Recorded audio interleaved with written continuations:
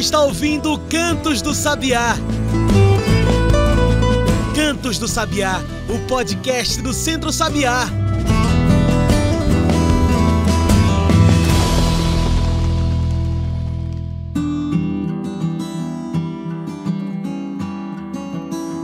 Olá a todos e todas que nos ouvem agora pelo Spotify e demais plataformas. Eu sou João Lucas, está começando agora o Cantos do Sabiá, nosso podcast semanal sobre campo, cidade e o mundo.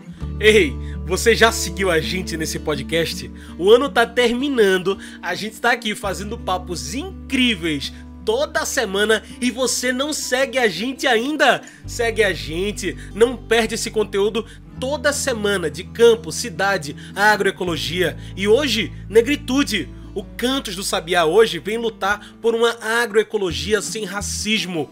Hoje falamos do racismo ambiental. O que é isso? Como combater? Vem com a gente!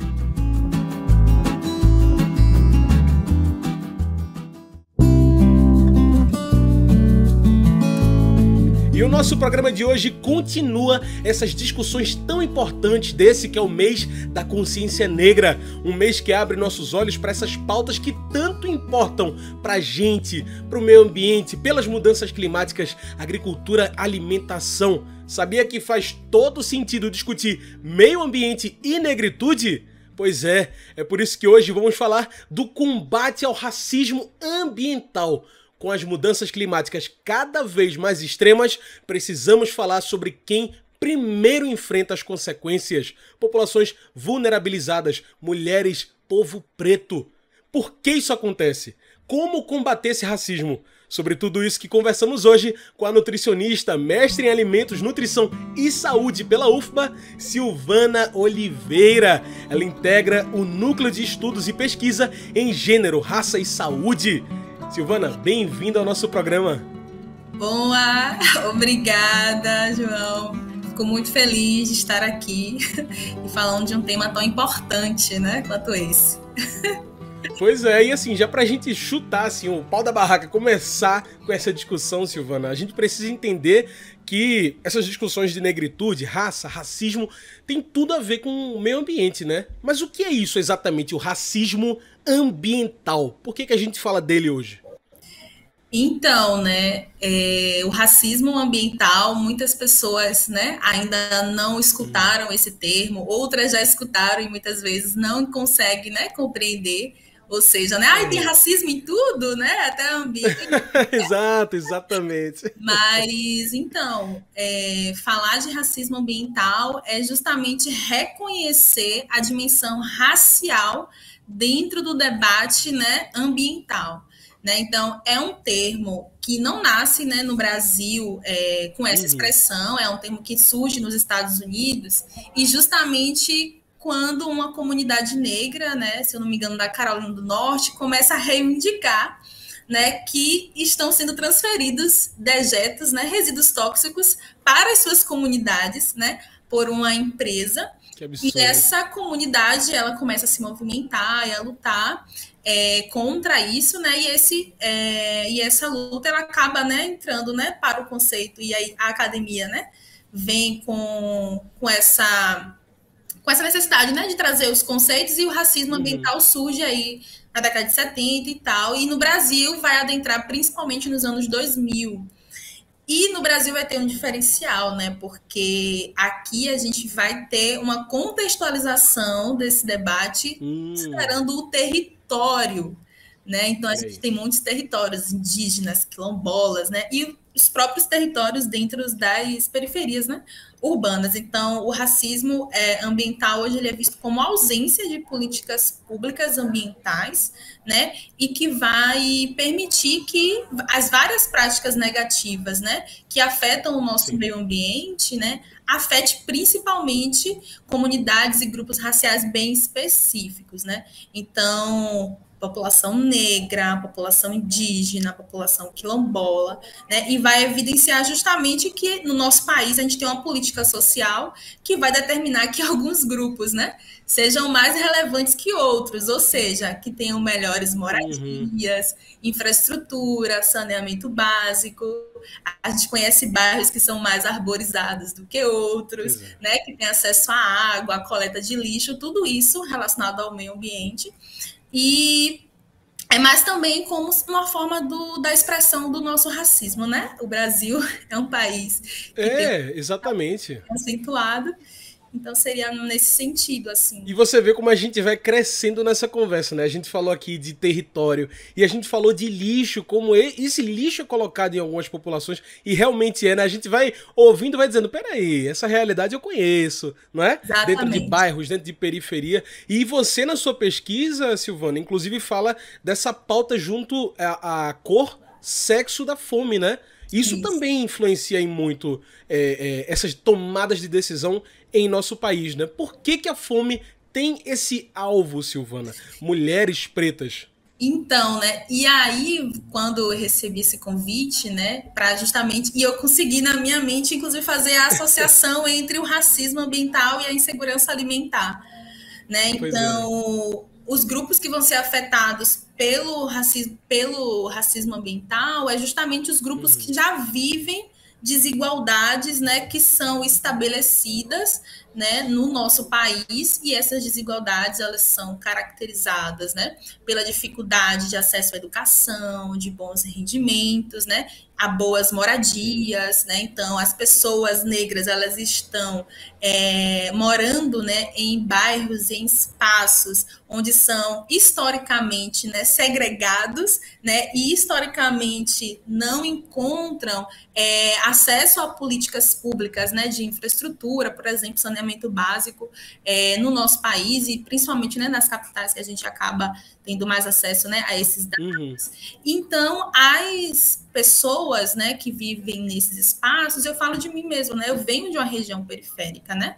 de Salvador, então a gente vive essa realidade, então nas cidades a gente tem menos acesso aos quintais, né? Então, quando a gente, por exemplo, tem o aumento da densidade populacional, a gente não tem um planejamento urbano, né? A gente vai perdendo espaço, né, para a gente produzir o nosso próprio alimento, por exemplo. Então, a gente começa a ficar ainda mais refém, né, de consumir o produto, né, que os grandes supermercados, e aí eu falo que os atacadões, os atacarejos, as países estão tomando as nossas cidades. Eu estava em Recife recentemente, eu vi a quantidade de atacadão, né? Então é um ciclo que vai fazendo com que a gente fique refém de acessar os alimentos através da renda, né? Um ciclo histórico. Então, nesse estudo, mulheres negras são as que mais, né, estavam com menor renda, né, com menor escolaridade, e as condições, né, de saneamento, de ambiente que eu analisei também, né, acesso a saneamento básico, coleta de lixo,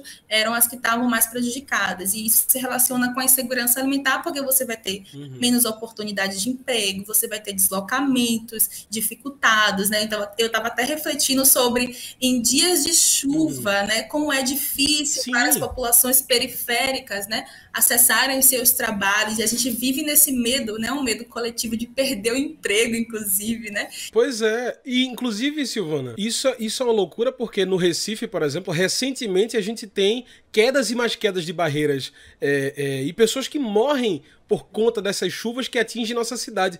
Então ninguém escolhe estar nesses espaços porque quer, ou vai para as encostas, vai para beira de rios e canais porque quer. Né? Eu digo que o racismo ambiental ele se esconde à luz do dia, né, Silvana? Exatamente, você trouxe um ponto muito importante, que é a gente desconstruir a ideia de área de risco, né? A gente tem falado agora sobre a construção social da área do risco, né? Ou seja, as pessoas, como você trouxe, não escolheram morar em barrancos, né, em encostas, né? Quando a gente vê na televisão, tempos de chuva principalmente, a gente sempre está vendo, né, as pessoas que moram em área de risco, mas ninguém escolheu morar lá, né? É uma produção, né, do espaço urbano que forçosamente, né, vai direcionando as pessoas justamente pela falta de oportunidades, né, de ter acesso aos seus direitos, né, de ir para esses espaços, né? Então, quem não tem condições de comprar um terreno legal, né, quem não tem condições de comprar uma moradia legal, vai estar ocupando as áreas que não deveriam, né, ser habitadas justamente porque se configuram como perigosas, né? E assim também a gente pensar fora da cidade, a gente pensar nas áreas onde moram quilombolas ou indígenas, essas populações estão também tendo seus territórios transformados em áreas de risco pela contaminação, né? A gente pode ver a história dos Yanomamis, né? Esse ano, por exemplo. Sim, sim. Então, o rio, né, que corta as comunidades deles contaminados com mercúrio, por exemplo, né? E toda a violência, né, que eles vivenciam ainda, né, que ainda não sanou, mas que é justamente desconstruir essa ideia da noção do risco, né, e trazer que esse risco ele é construído, as pessoas não escolhem estar nesses espaços, esses espaços eles estão sendo invadidos, né, violentados. E aí, a gente falou aqui, né, de moradia feita em costas de morro, zona de risco, populações ribeirinhas, de beiras de canal. Isso também é reflexo desse racismo ambiental. E aí eu te pergunto, assim, à luz do dia, como eu falei, racismo mata, Silvana? Olha, mata e mata muito, né? Eu estava até vendo um dado em que o número de mortes de pessoas, né, por enchentes ou deslizamentos é 15 vezes maior, né, entre a população vulnerabilizada, a população periférica, né, a população negra, né? Então é um número muito alto, né? Então a gente precisa falar sobre essas perdas, né, também. E além disso, não mata só por esses, né, desastres.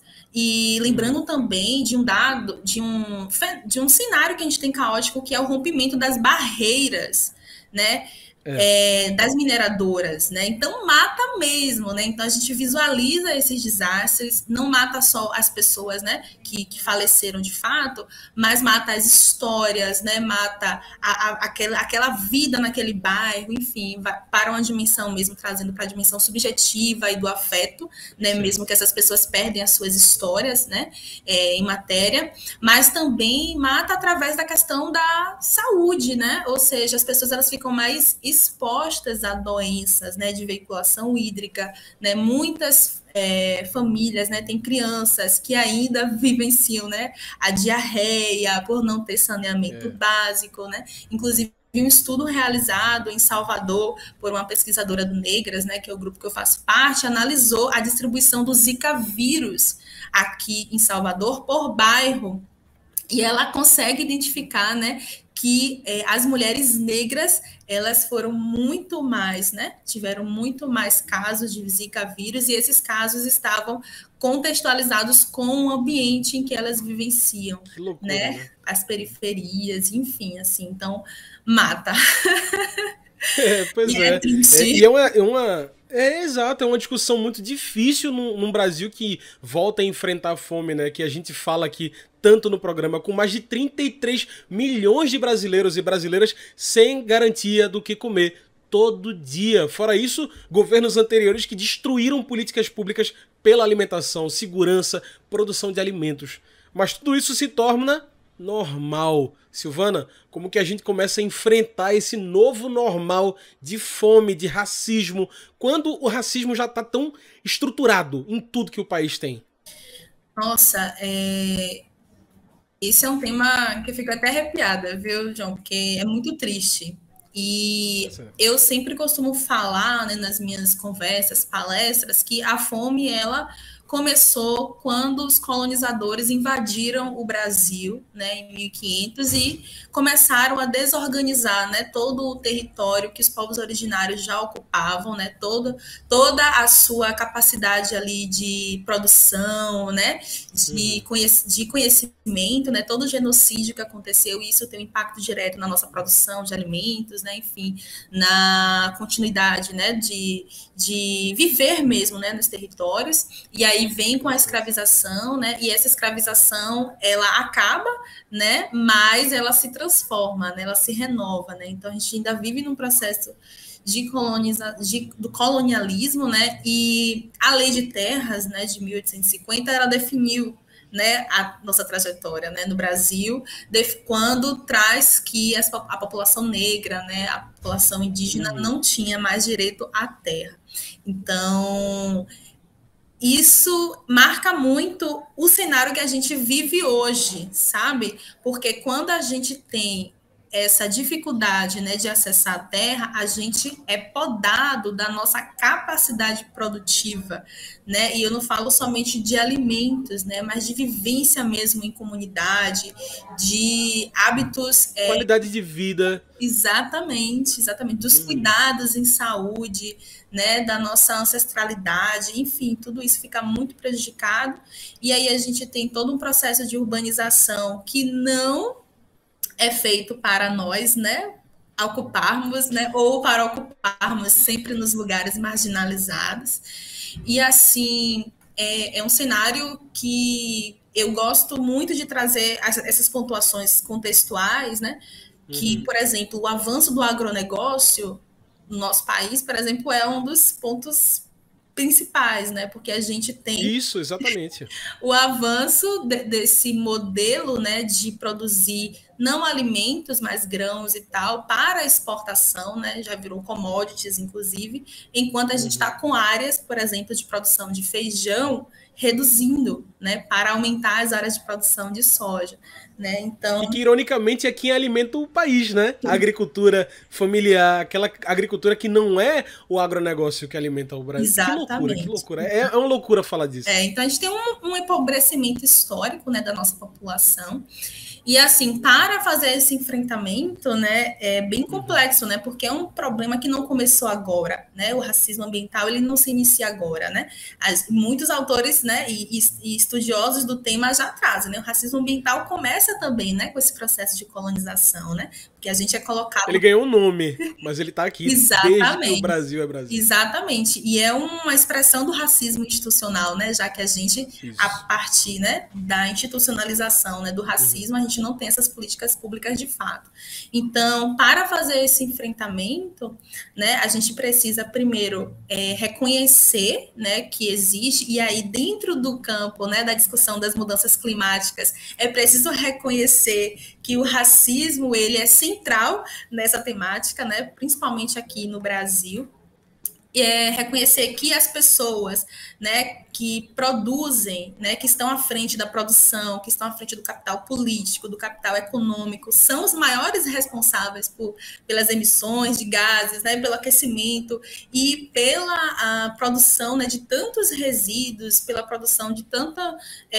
tudo que vai nos impactar, né, através desse processo, precisa desse reconhecimento, né, e ampliar a visão mesmo, né, de que essas mudanças climáticas elas não vão ser enfrentadas de fato sem que esse mecanismo, né, da colonização, do colonialismo, ele seja enfrentado de frente. Eu acho que esse é um ponto central para diversas discussões dentro do nosso país, né? Então, não adianta tantos pactos, é importante, né? Mas não adianta tantos pactos internacionais e tal, se não houver de fato, né, essa consideração de que no Brasil houve séculos, foi o último país, inclusive, a abolir, né, a escravização e que perpetua, né, esse racismo por diferentes formas. Então, centralizar o racismo no debate ambiental, né, boa parte das soluções, né, para o racismo ambiental e para diversas outras questões o reconhecimento, né, das práticas dos povos e comunidades, né, tradicionais, né, então quilombolas, povos indígenas, né, e vários povos que vivem nessa luta constante, né, pelo seu território, porque conseguem visualizar a nossa existência humana, né, trincada com a natureza, né? E isso é um Exatamente. ponto muito importante, né? O Ocidente, ele traz uma outra perspectiva, né? De que nós somos separados, mas não. Então, é outra cosmovisão, né? Uma cosmopercepção. Isso. Uhum. Então, e aí você traz, né, a questão da agroecologia. Eu acho que a gente precisa passar por uma transição agroecológica, né, muito importante. Eu tive a experiência, por exemplo, de visitar um assentamento, né, do MST aqui no sul da Bahia, e eu fiquei encantada, né, porque eles revitalizaram um rio que estava seco, né? Caramba. Então, assim, eu fiquei assim, gente, isso aqui é demais. Então, eles sabem, eles têm tecnologia, e é isso, né? Saber, inclusive, como recuperar o que está sendo destruído. Então, é muito conhecimento, né? E vontade política, né? A gente precisa de vontade política, a gente vive, a gente tem um Estado, né, que precisa fazer investimento, né, investimentos direcionados de fato para a Uhum. melhoria das vidas nas nossas periferias, né? É preciso demarcação, né, e regularização das terras, né? Então aí a reforma agrária é extremamente importante, né, para a gente reduzir e acabar com as violências por território, né? E a gente não para de vivenciar isso. A gente teve recentemente aqui na Bahia a morte, né, da mãe Bernadette, não sei se você Foi, sim. mas e é a luta pelo território, né? Então, é isso, assim. E eu acho que a transição agroecológica, ela é um dos pontos principais, assim, sabe? Que é trazer essa união nossa, né? Nós, natureza, justiça social, né? E aí, nesse campo, muitos falam, né? Não vai haver justiça climática, por exemplo, sem justiça racial. Exatamente. Não, e Silvana, e a gente vai conversando aqui, você vai elencando pontos, e quem tá nos ouvindo fica, lascou. Não tem como, né? É muita coisa, mas vá vendo que cada ação que tomamos por esse caminho, pela justiça climática, pelo fim do racismo ambiental, ou pelo combate, pelo menos, ao racismo ambiental, a gente dá um passo pra frente. Isso é muito importante. Essas discussões são muito importantes. Racismo ambiental mata. Isso está em todas as cidades. Olhe ao seu redor. Como perceber, como vencer esse racismo. Pensa nisso, que agora a gente faz uma pausa. Mas fica aí, o nosso programa volta já.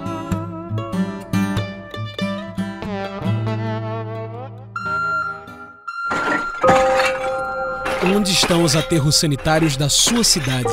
Quem é a população que mora próxima aos canais, aos córregos, aos rios? Quem são os primeiros a enfrentar as consequências do aquecimento global, do desmatamento, das queimadas, dos deslizamentos? E quem não tem acesso ao saneamento básico? Acesso pleno à água, à alimentação saudável, tratamento de esgoto. Quem não é visto? O nome disso é racismo ambiental.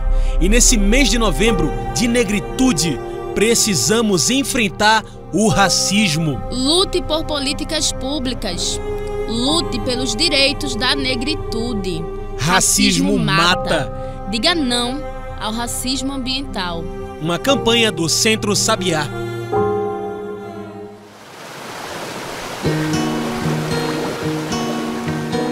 Você sabe o que é uma APP?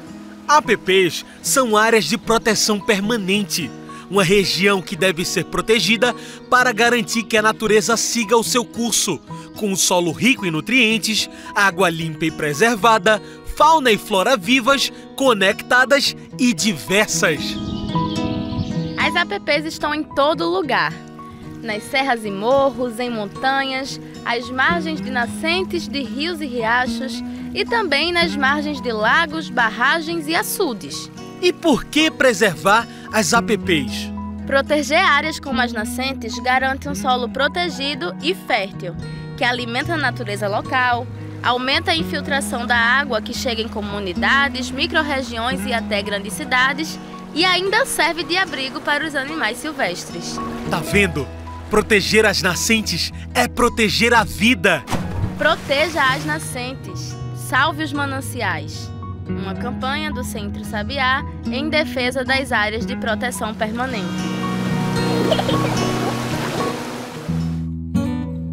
estamos de volta! Estamos aqui conversando hoje com Silvana Oliveira. Hoje nosso papo é combatendo o racismo ambiental. Olha, Silvana, depois de tantos desafios que a gente colocou aqui, né? Aí eu pergunto, tem volta? Como que a gente começa a contornar mesmo, assim? Pra gente começar essa transição agroecológica, digamos assim. É um desafio, né? Essa pergunta é a pergunta do milhão, né? Porque os povos, né? Os movimentos sociais, eles já estão lutando, né? Há muitos anos, há décadas, né? Por esse processo. Eu nem digo décadas, né? Mas eu acho que desde quando os povos indígenas, né? As populações negras reivindicam seus territórios e tal, eu acho que a gente precisa apoiar, né? De fato, nós que estamos na cidade, né? Eu pelo menos estou na cidade, reconhecer, né?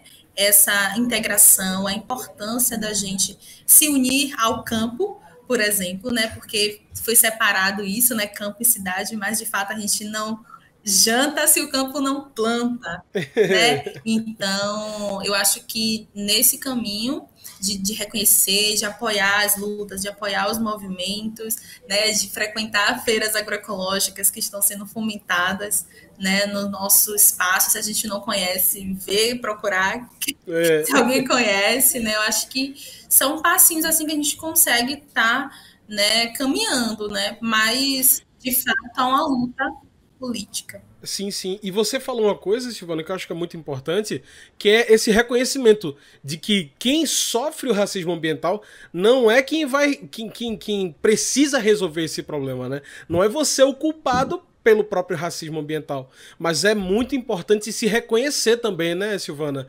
Em raça, em classe e gênero, coisas que você inclusive pesquisa, né, nos GTs de pesquisa. E claro que políticas públicas urgentes. A gente precisa de um governo mais sensível. Qual a importância desse povo negro consciente, já que a gente fala de consciência negra?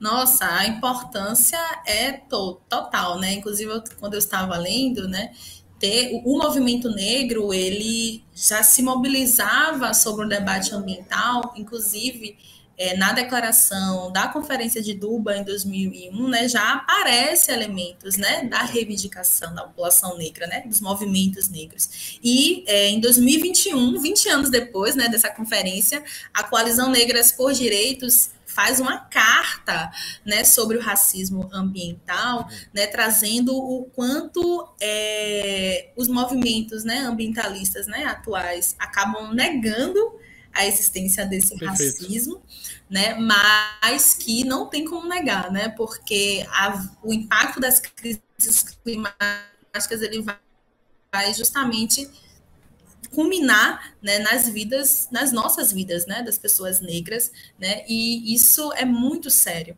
né, isso é muito sério. Então a gente precisa dar visibilidade a essas reivindicações, né, como você trouxe, esse reconhecimento enquanto povo negro, né, é importante para a gente levar para o governo, né, porque por mais que o governo, né, tenha representantes que a gente sabe que pode ser sensível, né, a gente tem um congresso, a gente tem bancadas que são muito fortes dentro do congresso e que está definindo, né, as nossas vidas, né, então por isso que é muito importante. Eu sempre trago que nutrição é política, né, mas viver é político, né, e a gente precisa estar atento, né, então se a gente for ver, muita gente não sabe em quem votou, né, na última eleição para deputado e tal, então vai ter eleições ano que vem, então a gente precisa saber se essas pautas estão dentro, né, então a gente precisa sim de governos, né, de políticos sensíveis dentro, né, ocupando esse espaço político para justamente a gente conseguir levar essas pautas, né, para serem pelo menos discutidas,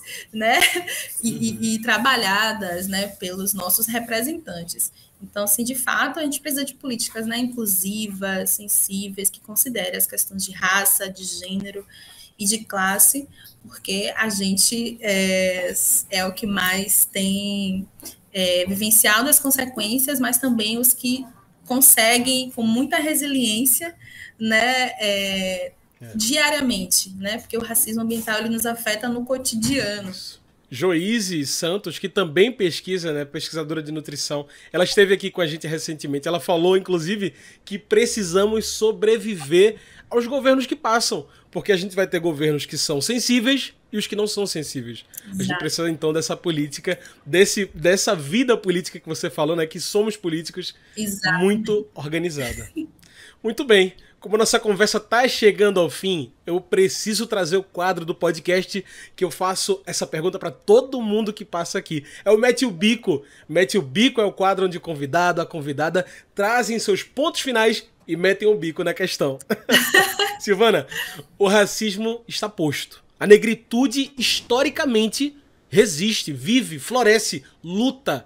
Pensando em toda essa nossa conversa até aqui, de tanta resistência, apesar de tanto retrocesso, eu te pergunto que importância tem esse protagonismo de grupos de negritude, pretos, pretas, nessa luta ambiental contra o racismo? Mete o bico. Ai, tem muita. Nossa, nós somos muito potentes, né? Eu acho que só nós, inclusive, podemos falar, né, sobre essa experiência que a gente tem, né? Eu mesmo teria vários exemplos sobre a minha própria vida, né, em frente à maré em Salvador, e o impacto, né, do racismo ambiental. E é importante a gente ocupar todos os espaços que a gente possa estar, seja na política, seja na comunicação, seja na universidade, em todos os espaços, porque só assim a gente vai, de fato, né, conseguir lidar com os diversos desafios que a gente tem e se unir, né? Porque a gente precisa reconhecer a nossa potência nesses diversos espaços e a gente convergir, né? Então eu fico muito feliz de você que é da comunicação, eu sou da área da pesquisa e a gente está aqui dialogando, né, sobre esse tema e se potencializando cada vez mais, né? E com certeza muitas pessoas que estarão ouvindo, né, esse trabalho que você faz também vai aí ter um estalozinho sobre esse tema. E é isso, a gente precisa cada vez mais divulgar, falar, né, comunicar melhor.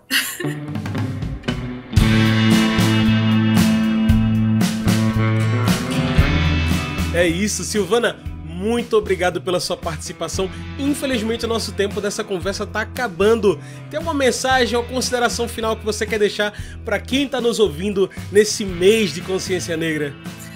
Eu tô indo muito pela linha, assim, da nossa potência mesmo, sabe? Do quanto nós somos muito incríveis, muito bons, que a gente não se deixe sucumbir, né, como você trouxe, mesmo diante dos desafios, né, que a gente precisa nos apoiar, reconhecer, valorizar os que vieram antes de nós, né, e traçar o nosso caminho sempre com essas referências, grandes referências, né, que a gente tem, como você trouxe. E é isso, assim, vida longa aos movimentos negros, vida longa, e que a gente não precise mais também, né, um dia se reunir para falar de racismo, né? É verdade. E a gente, de fato, um dia consiga viver as nossas vidas, as nossas humanidades, né? Então eu fico muito feliz. Aí, muito obrigado mais uma vez pela sua participação nessa conversa tão bonita, tão empoderada, tão cheia de esperança também. Gente, hoje eu conversei com Silvana Oliveira. Ela é mulher negra do subúrbio de Salvador, nutricionista, mestre em alimentos, nutrição e saúde pela UFBA e residente em saúde coletiva. Ela integra o Núcleo de Estudos e Pesquisa em Gênero, Raça e Saúde. Também faz parte da rede de nutricionistas negros e negras. É pesquisadora do campo da segurança alimentar e nutricional, saúde da população negra. Pessoal, é isso! Chegamos ao fim de mais um Cantos do Sabiá. Sabe o que não acaba? O Centro Sabiá, nossas atividades por campo e cidade. Então, para você se ligar em tudo que a gente faz, eu peço que você siga a gente no Twitter, no Instagram e acompanhe tudo que o Sabiá faz, todos os nossos voos. Acompanhe lá, procure por Centro Sabiá. E eu repito, se você não segue a gente aqui ainda, segue a gente aí. É isso, esse foi o Cantos do Sabiá, uma produção do Núcleo de Comunicação do Centro Sabiá. Trabalhos técnicos, locução, roteiro, João Lucas. Tchau, pessoal, e até o próximo Cantos do Sabiá.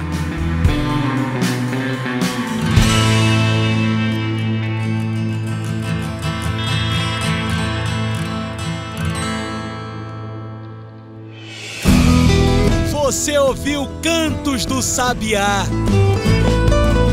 Cantos do Sabiá, o podcast do Centro Sabiá.